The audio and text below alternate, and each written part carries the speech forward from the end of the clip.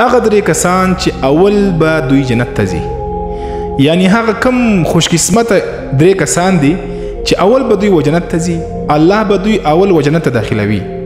رسول الله صلی الله علیه وسلم فرمایي چې الله رب العزت ما ته درې کسان راوښول چې دغه درې کسان به زه اول واره دوی و جنت ته داخلوم.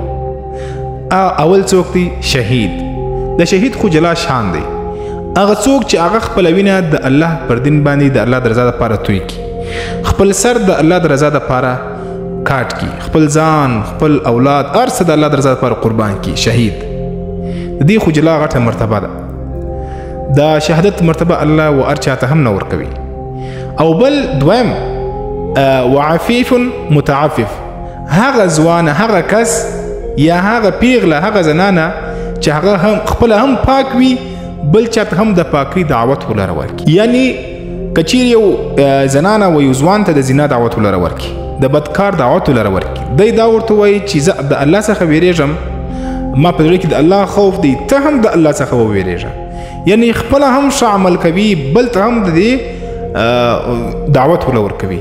خاص کر د دې ټیک ټاک ولته دا پیغام لرم چې خپل هم پاک اوسېږئ، د علماو بیانونه اورئ، حدیثونه او قرآن اورئ، بل ته هم د دې دعوت ولر ورکوئ. او دغه کس به هم په هغه کسانو کې وي چې اول وار به الله رب العزت و جنت ته داخلوي.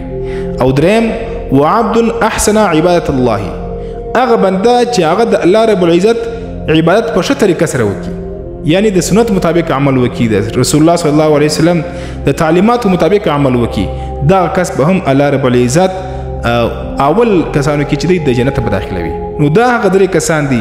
تاسې کوشش وکړئ چې